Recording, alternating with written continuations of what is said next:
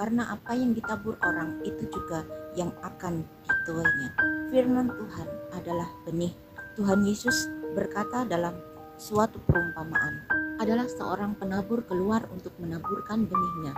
Pada waktu ia menabur, sebagian benih itu jatuh di pinggir jalan, lalu diinjak orang dan burung-burung di udara memakannya sampai habis.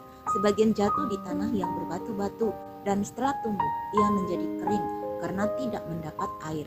Sebagian lagi jatuh di tengah semak duri, dan semak itu tumbuh bersama-sama dan menghimpitnya sampai mati.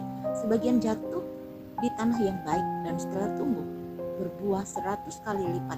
Setelah berkata demikian, Yesus berseru, siapa yang mempunyai telinga untuk mendengar, hendaklah ia mendengar. Inilah arti perumpamaan itu. Benih itu ialah firman Allah, yang di pinggir jalan ialah orang-orang yang mendengarnya. Kemudian datanglah iblis lalu mengambil firman itu dari dalam hati mereka, supaya mereka jangan percaya dan diselamatkan. Yang di tanah yang berbatu-batu ialah orang-orang yang mendengar firman itu dan menerimanya dengan gembira, tetapi mereka tidak berakar. Mereka percaya sebentar saja, dan dalam masa pencobaan mereka murtad. Yang jatuh dalam semak duri ialah orang-orang yang mendengar firman itu, namun dalam perjalanan hidupnya mereka terlimpit oleh kekhawatiran, kekayaan, dan kenikmatan hidup, sehingga mereka tidak menghasilkan buah yang matang. Yang di tanah yang baik artinya orang-orang yang mendengar firman itu, menyimpannya dalam hati yang baik dan mengeluarkan buah dalam ketekunan. Jadi bagaimana benih firman Tuhan yang kita tabur itu dapat tumbuh dan menghasilkan buah adalah tergantung di tempat mana kita menaburnya.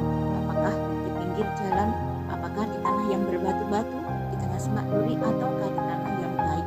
Tanah di sini adalah gambaran dari hati manusia, hati yang keras, sikap hati yang tidak mau percaya akan firman Tuhan, sikap hati yang tidak mau bertobat, sikap hati yang tidak tulus, sikap hati yang dipenuhi dengan kedagingan, hawa nafsu, kekayaan dunia yang semu, dan sebagainya. Maka semuanya itu yang menyebabkan firman Tuhan tidak dapat mendatangkan hasil dan berbuah-buah.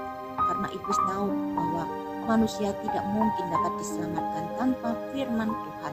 Itulah sebabnya iblis berusaha untuk membutakan mata rohani manusia, untuk manusia tidak melihat dan terlebih tidak mengerti akan rencana Allah yang sangat besar untuk menyelamatkan umat manusia.